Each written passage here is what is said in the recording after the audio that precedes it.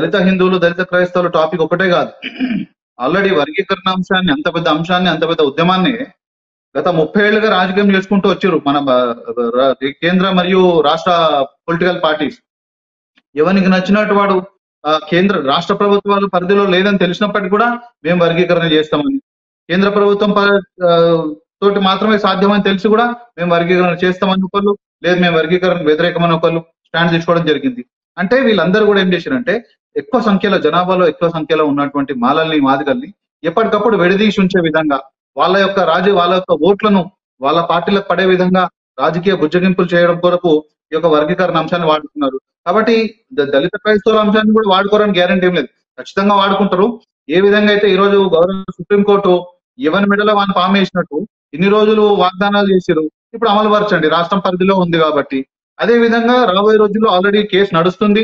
ఉన్న గత 2022 సంవత్సరంలో దాని జడ్జిమెంట్ రావాల్సింది, కానీ మళ్ళీ కొన్ని ఇంప్లీట్ పిటిషన్స్ వాడడం వల్ల సుప్రీంకోర్టులో ఈ యొక్క దళిత క్రైస్తవుల అంశం కూడా పెండింగ్ ఉంది. కాబట్టి రాబోయే రోజుల్లో ఈ దళిత క్రైస్తవుల అంశం కూడా తేలుతుంది. ఖచ్చితంగా రాజ్యాంగానికి వ్యతిరేకంగా మాత్రము ఈ దళిత క్రైస్తవుల అంశం అనేది వెళ్ళదని చెప్పి నమ్ముతున్నాము. ఎందుకంటే ఆర్టికల్ 341 లో క్లియర్ గా రాసింది, ఏదైతే ఈ యొక్క ఆర్టికల్ ని అమెండ్ చేయలేము, ఈ యొక్క ఆర్టికల్ ని మనము రద్దు చేయలేము, వేరే విధంగా చేంజ్ చేయలేమని.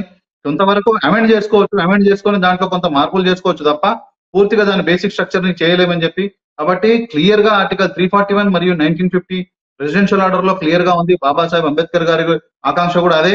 ఏదైతే ఈ యొక్క దళితులు ఎవరైతే మతం మారుతారో, ఇస్లాం క్రైస్తవంలో పోతారో వాళ్ళు జాతి వ్యతిరేకులుగా అయ్యే అవకాశం ఉంది. కాబట్టి ముఖ్యంగా ఈ యొక్క రిజర్వేషన్స్ అనేటివి వారు బతుకున్నప్పుడే 1950లో రాజ్యాంగాన్ని రచించుకున్నప్పుడే వారి యొక్క నేతృత్వంలోనే, వారి యొక్క పర్యవేక్షణలోనే ఈ యొక్క రిజర్వేషన్లు అనేటివి కేవలం దళిత హిందువులకు మాత్రమే అని చెప్పడం జరిగింది. తర్వాత బౌద్ధులను, సిక్కులను, ముందుగా సిక్కులను తర్వాత బౌద్ధులను కూడా జతపరచడం జరిగింది. అంబేద్కర్ గారు బతుకున్నప్పుడు మాత్రం కేవలం దళిత హిందువులకు మాత్రమే అని చెప్పి రాయడం జరిగింది ఒరిజినల్ ఫస్ట్ రాజ్యాంగం. కాబట్టి ఎప్పుడు కూడా ఈ యొక్క రాజ్యాంగ స్ఫూర్తికి వ్యతిరేకంగా పోదని చెప్పి మేము ఆశిస్తున్నాం. అదే విధంగా మతపరమైనటువంటి రిజర్వేషన్ల కారణం చేతనే ఈ దేశం అనేది విభజించబడ్డది.